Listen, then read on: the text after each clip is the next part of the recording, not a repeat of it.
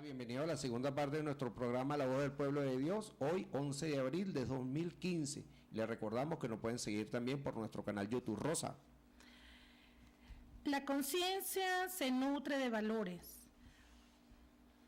¿Cuántas horas de televisión tiene en su haber un niño de 8 años, por ejemplo, en nuestro medio? ¿Cuántas escenas de violencia y cuántas ofertas de mercado han entrado en su memoria para alojarse de por vida y modificar su conducta? ¿Cuánta pornografía y cuánto mensaje perverso se convierte en parte del equipaje de nuestros chamos que llevan para asumir la vida? Ese acumulado de vivencias que el ser humano hereda desde la niñez es lo que Javier Garrido, un autor español, llama el equipamiento. Me refiero a ello porque ese equipamiento, que va a tener mucho que ver con lo que hoy quiero abordar, que es la relación existente entre valores y conciencia. A menudo escuchamos afirmaciones como esta: siento mi conciencia tranquila, pero sabemos que esa persona ha cometido un homicidio o ha hecho un gran daño a la sociedad. Otros dicen: si la conciencia no me remuerde, es porque lo que hice está bien. Cuidado con eso, porque es muy peligroso. ¿Es que acaso esas personas no tienen conciencia? Claro que la tienen, pero es una conciencia no informada por los valores. Los valores son como las notas musicales y el pentagrama sería la conciencia. Ellos ponen la melodía para que la vida resulte armónica. Les ofrezco un ejemplo. Nuestros medios se ocuparon de enseñarle a Juanito que un teléfono es un valor. El brillo de la publicidad hizo que aquel niño introyectara tal aparato como el motivo de su felicidad.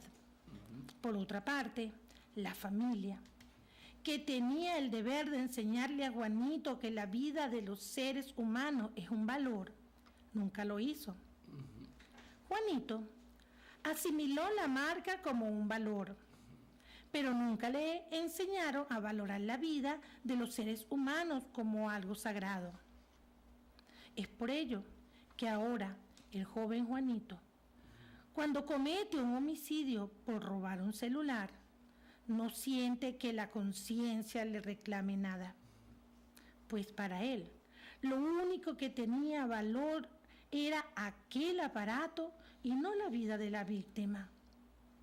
La publicidad mediática así le había informado su conciencia, mientras que nadie le presentó la vida como un valor. Familias, no cedan su espacio docente a ese intruso mundo de la publicidad. Espero que el ejemplo anterior les permita comprender por qué la conciencia se nutre de los valores. De allí que podríamos afirmar: dime qué valores te han enseñado y te diré qué conciencia tienes. Valores como la vida, el respeto, la solidaridad, el servicio, etc. Son resortes que elevan el nivel de humanismo en nosotros. No basta con la conciencia solamente, son necesarios los valores. Solo una conciencia moldeada por valores nobles es capaz de generar pequeños gigantes en el espíritu para una sociedad que los reclama a gritos. Eso es tarea común. Deber docente como sociedad. Comencemos ahora mismo, si queremos vivir mañana en la civilización del amor. Amén. Padre Numa Molina. Gracias, Padre Numa, por ese editorial. Yo quisiera, antes de pasarle la palabra a mi hermano Pablo, analizar un poquito lo que es la televisión con nosotros mismos, y aquí nos lo está analizando el padre Numa, con un personaje llamado Juanito. Juanito quiere decir Johnny. Me identificaron ahí, Juanito, precisamente. Y entonces Juanito fue un muchacho de estos que precisamente la televisión y el consumismo modeló su conciencia, le durmió más la conciencia, y eso hizo que Juanito se convirtiera en un delincuente. Entonces, imagínense ustedes el poder tan grande que tienen los medios, que entonces voy a reflejar a Juanito precisamente con el 11 de abril. Cómo precisamente la televisión engañó a tantas personas, no solamente el 11 de abril, sino para el 27 de febrero. Sería un análisis bastante largo, pero vamos a resumirlo en este momento y voy a colocar un ejemplo que me pasó a mí, porque yo decía ese día cuando estaban disparando desde el puente Yaguno, que estaban disparando hacia la avenida Baral, yo decía, pero es que la marcha no puede venir de este lado. Y entonces todo el mundo me cayó a mí encima diciéndome que si yo no entendía, que si yo era bruto, que si yo era no sé qué, pero yo todavía lo analizaba y decía, pero es que la marcha tenía que venir del lado izquierdo, no del lado hacia donde están disparando hacia la avenida Baral, y me volvían a repetir que si yo no veía, que si yo era ciego.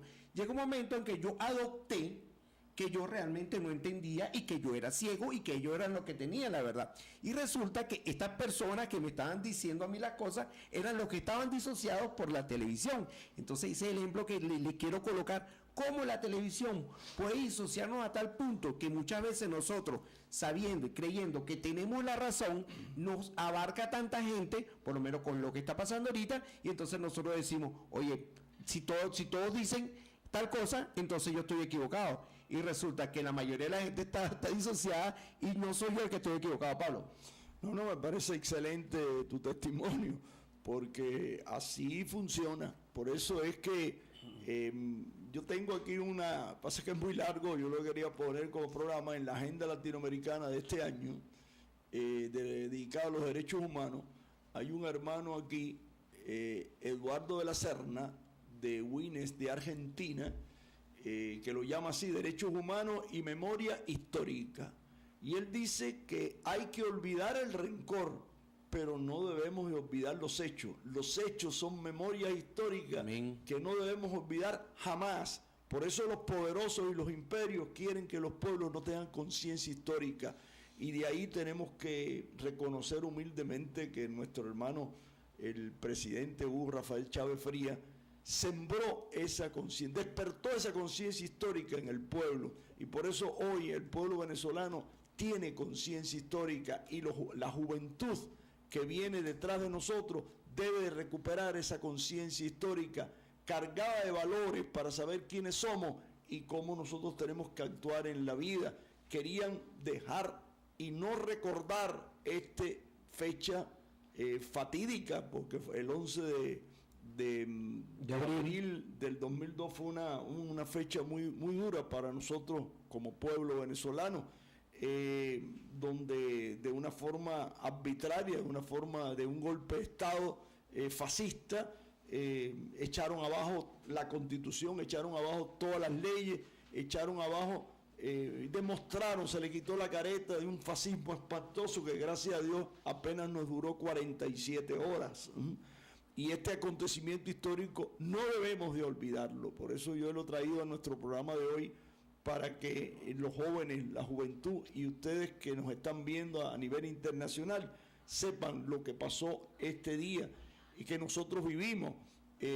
Un golpe de Estado totalmente antidemocrático, anti todo, fascista. De un viaje eliminaron todas las leyes, la Constitución que trabajó el pueblo, y los medios de comunicación colaborando, poniendo comiquitas, y que aquí no ha pasado nada. Esa gente que se alzó en contra del proceso revolucionario en nombre de la democracia. ¿Qué democracia cuando tú eres capaz de no pararle a ningún poder del Estado y demostraste que lo que había detrás de ti era un fascismo espantoso? El pueblo tomó conciencia de eso y sin disparar un solo tiro del pueblo, porque hubo un enfrentamiento después de uno, como tú lo decías, Johnny, pero eso fue de un enfrentamiento entre policía y un grupo de personas, pero el pueblo salió desarmado a las calles y en menos de 72 horas recuperamos a nuestro presidente y se tumbó aquel gobierno fatídico de Carmona que entró al poder de esta forma. Por eso nosotros tenemos un lema que dice, como hubo un 11, siempre habrá un 13, y por eso hacemos memoria en nuestro programa de este hecho histórico que tiene que ver con la memoria histórica y que tiene que ver con lo que el padre Numa nos ha regalado en ese extraordinario, porque eres un pedagogo, ¿no? ¿Verdad? Y un periodista, porque Numa también es periodista, conoce los medios de comunicación, como nosotros con una memoria y con valores podemos contrarrestar la manipulación mediática que quiere utilizar a un pueblo masificado, un pueblo que no recuerde nada y que lo importante es ver hacia adelante, no tenemos que ver hacia atrás, no para volver atrás, sino para aprender de la historia, que es importante la historia. Y yo doy testimonio como tú, Johnny, este que está aquí, lo rasparon varias veces en historia y tenía fobia en historia, y ahora después de viejo doy cuenta de la importancia que tiene la memoria histórica. Sí, Rosa. fíjate que hay algo común en todo esto, que es la conciencia nutrida, pero ¿nutrida con qué? Exactamente. Entonces fíjate que nos vemos inclusive volvemos a la historia, volvemos a ese 11 de abril, y si nosotros hacemos memoria, vemos que hubo un antecedente, hubo una formación mediática, ¿verdad? Que fue llevando, lo decías tú, Johnny. Pero previo a esto, inclusive, Claro, hubo un bombardeo de información que entonces estaba creando unas matrices de opinión en el colectivo. ¿Qué pasa? Que llegó un momento que habían dos tipos de personas. Una que estaba formada con una conciencia propia del análisis crítico, ¿verdad? De participar, de tomar conciencia de una realidad, y otra que se estaba formando a través de la mediatización, a través de los medios. Entonces, era tanta el enfrentamiento que, bueno, parecían dos mundos. De hecho, todavía subsiste, pero hay una realidad que ya estamos, de alguna manera, debemos ir avanzando en la toma de conciencia. Ahora sabemos que debemos participar. ¿Qué sucede? Que cuando hubo ese enfrentamiento, ¿verdad? Vemos cómo los medios de comunicación toman parte, y tan es así que hubo un momento hasta que dieron gracias a los medios de comunicación. Gracias, medios de comunicación, porque gracias a ustedes se dio el golpe. Tenemos cambio de gobierno, y eso fue público y notorio. Pero ¿qué sucede? Que la conciencia del hombre hizo que no se quedara tranquilo. ¿Quién organizó a ese pueblo? ¿Quién lo organizó? La conciencia, esos valores que estaban sembrados allí, que no terminaba de contactar, así como decías tú, Johnny. No, es que yo no lo puedo creer. Yo me acuerdo perfectamente que ese día un grupo de personas salimos a las calles. Salimos y sin darnos cuenta y sin que nadie nos llamara, porque eso no fue que llegó alguien y lo programó, no, fue la conciencia que despertó un espíritu colectivo. Por primera vez Rosa Mireya, sentí lo que era un espíritu colectivo, porque yo me acuerdo que fuimos a la iglesia, Pablo, y tú también, y estuvimos allí, nos encontramos todos aquellos que sentíamos ese llamado, pero sentíamos también que teníamos que hacer algo.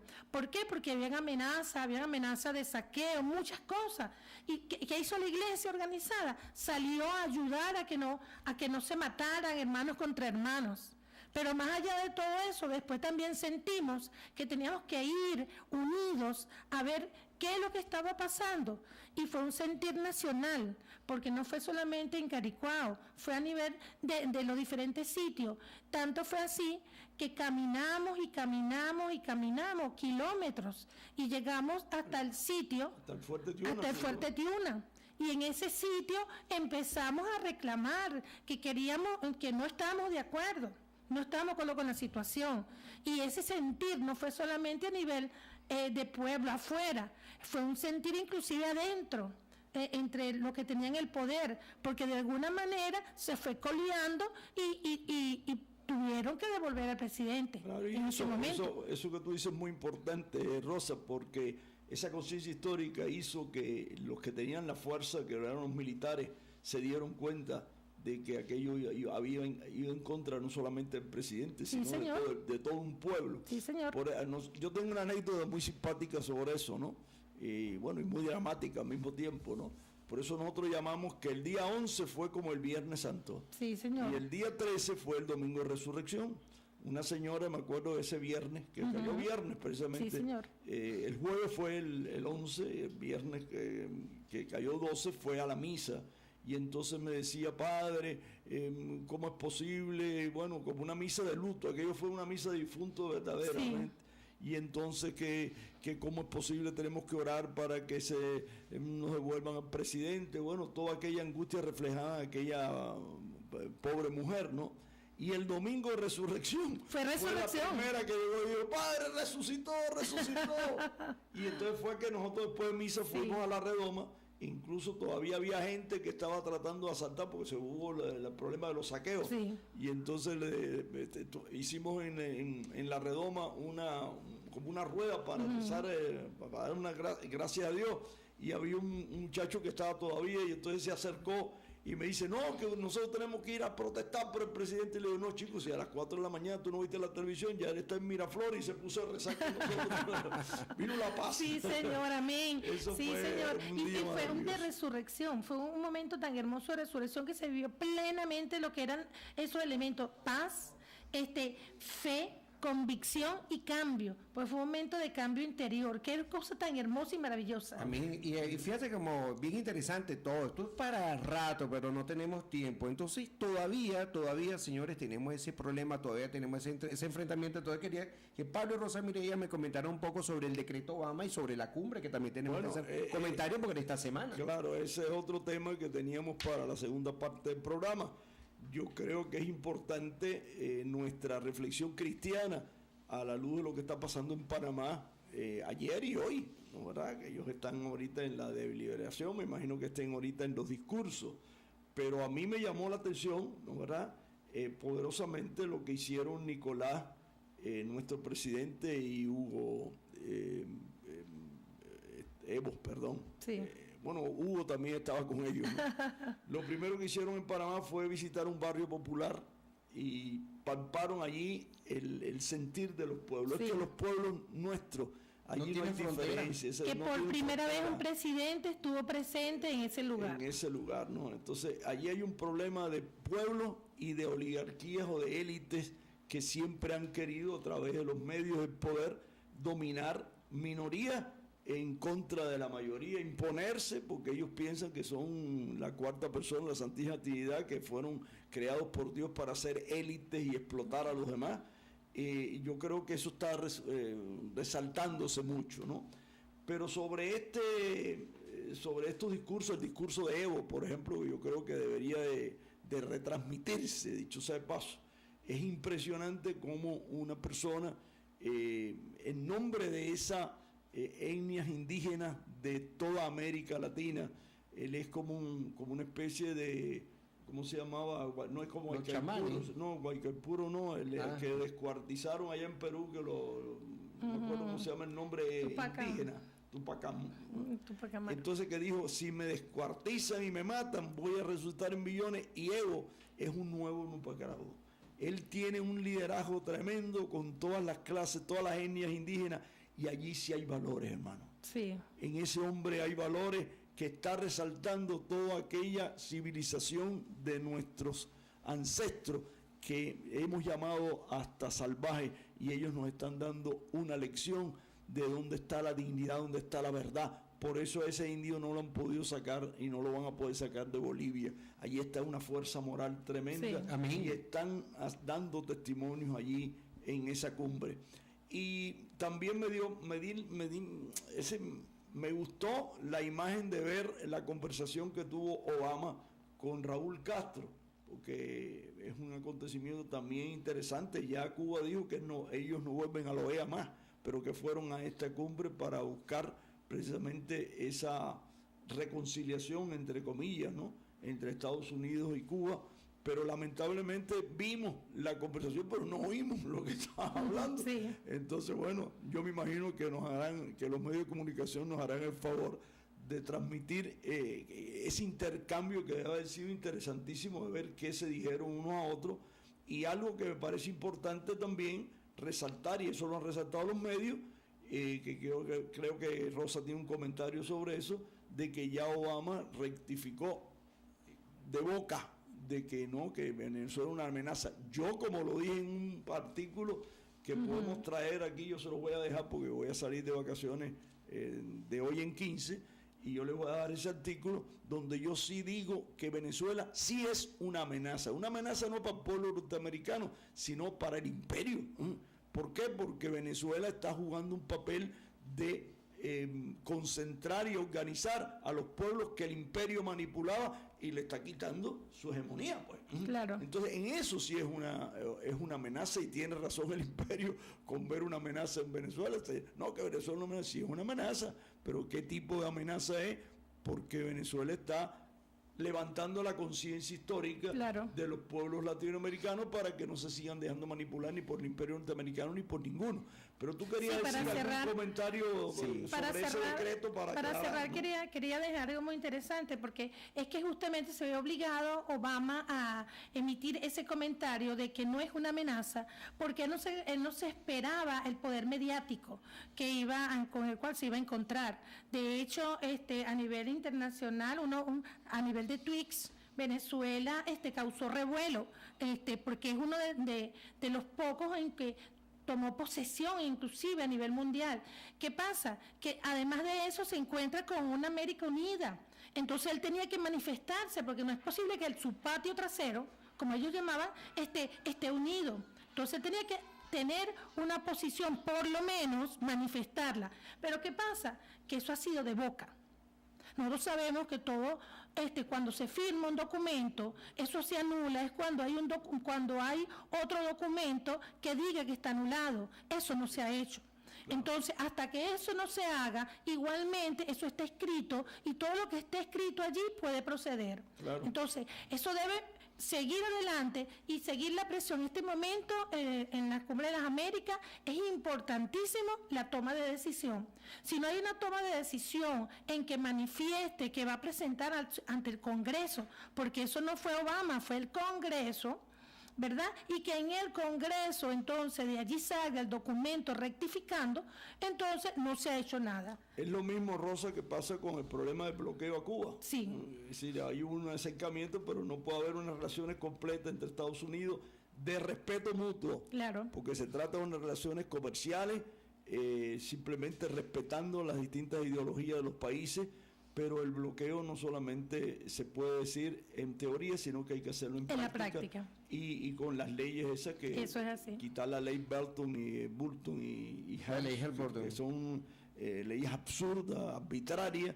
Bueno, eso hay que derogarlo. Exacto. Para que verdaderamente haya sinceridad en unas nuevas relaciones. Yo creo que es importante eso. Ahora, nosotros como cristianos exhortamos a buscar precisamente la unidad en la diversidad. Yo creo que ya esas actitudes de todo o nada, si tú estás el 100% conmigo, estás conmigo, pero si tienes el 90% nada más, yo te rechazo, eso tiene que acabarse. Tenemos que entender de que vivimos en un mundo pluripolar y tenemos que tener relaciones aunque pensemos distinto.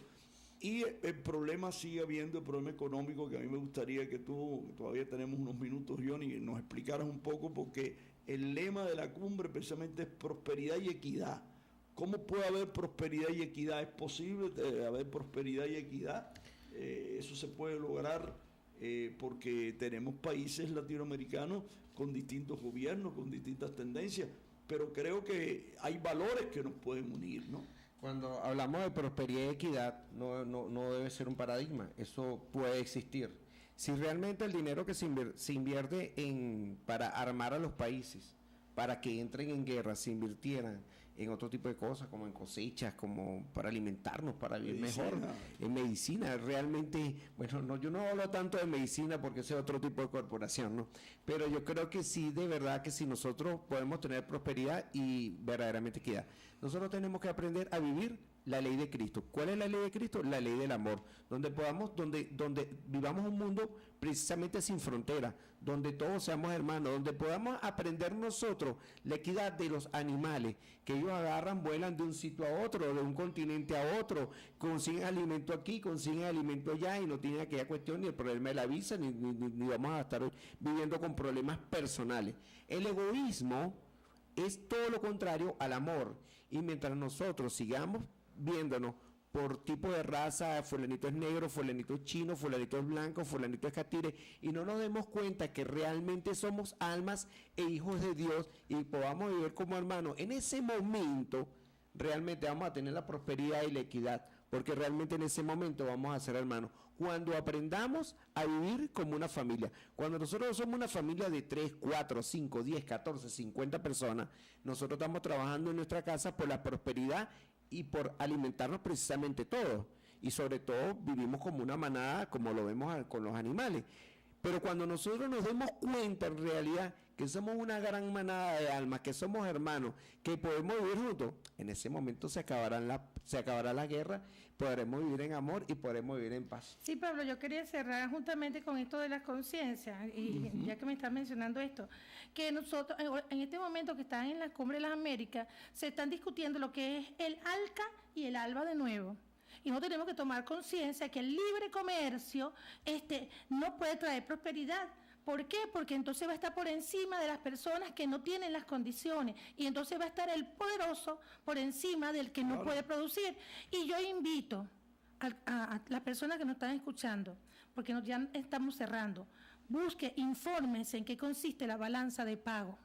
¿En qué consiste la balanza de pago a nivel de una nación? Para que usted vea lo importante que es saber ahorrar divisas, para que usted sepa por qué debe de tener unas normas, y vea el ejemplo de su casa, cómo se produce, el que trabaja, llega un ingreso, pero si usted gasta más, no tiene cómo después cubrir sus necesidades, porque ya todo lo pagó. Ese es el caso de lo que son las divisas. Entonces yo invito, nosotros debemos aprender a ahorrar, a ser economistas de nuestra casa. Pero si nosotros no conocemos los conceptos básicos, entonces ¿cómo va a haber equidad? ¿Cómo va a haber armonía si estamos perdiendo la base de todo, que es saber el equilibrio entre lo que tenemos y lo que debemos pagar? Bueno, pues ese es un tema ahí que se los dejo a ustedes ahora que yo voy a ir de vacaciones, pues para que puedan desarrollarlo en programas siguientes, ¿no? Yo creo que tenemos que esperar el resultado de esta cumbre que hoy termina, tengo entendido, ¿no? ¿Verdad? Entonces ya la otra semana podríamos reflexionar un poquito más sobre el resultado de la cumbre, que ya adelantamos que no al ALCA y sí al ALBA, ¿no? ¿Verdad? Y podemos hablar un poquito sobre esas dos tendencias. Un programa posterior, puede ser la semana que viene o la otra, depende un poco de las circunstancias de la semana. Bueno, nos tenemos que despedir, creo que estamos llegando ya al final de nuestro programa. Sí, bueno, le damos las gracias a nuestros hermanos Jesús y Nelson en las cámaras y en los controles de TV Caricuao, a Manuel Maldonado y a Rafael Fernández en Radio Macarao, y Rosa Mireya, a Pablo, al Espíritu Santo, productor de este programa, que nos toma a nosotros como instrumento, a nuestros queridos radiousuarios. Y bueno, le damos las gracias a todos por sintonizarnos. Recordamos nuevamente que nos pueden ver por el canal YouTube, nos pueden seguir semanalmente, gracias a nuestro hermano Nelson, que se encarga semanalmente de montar el programa. Bueno, gracias a todos, y Pablo, para la bendición final. Bueno, yo quiero terminar simplemente con este mensaje que el padre Numa Molina nos regaló en el editorial de nuestro programa. Recuerde que la conciencia tiene que nutrirse de valores, que es una responsabilidad de la familia, de educar la conciencia en valores, y como esto es un programa cristiano, en valores cristianos, en principios cristianos, para tener esa nueva sociedad que todos aspiramos, prosperidad verdadera, no solamente a nivel económico, sino a nivel espiritual, con equidad, es decir, con igualdad, según las necesidades de cada cual se debe de recibir, como así lo manda el Evangelio de Cristo. Y que el Dios Padre, Hijo y Espíritu Santo nos bendiga, y que tengamos una semana feliz, justa y próspera. Amén. Hasta la próxima semana. Amén. Sigan ustedes con la excelente programación de Radio Macarao y TV Caricó, nuestras emisoras locales participativas y comunitarias.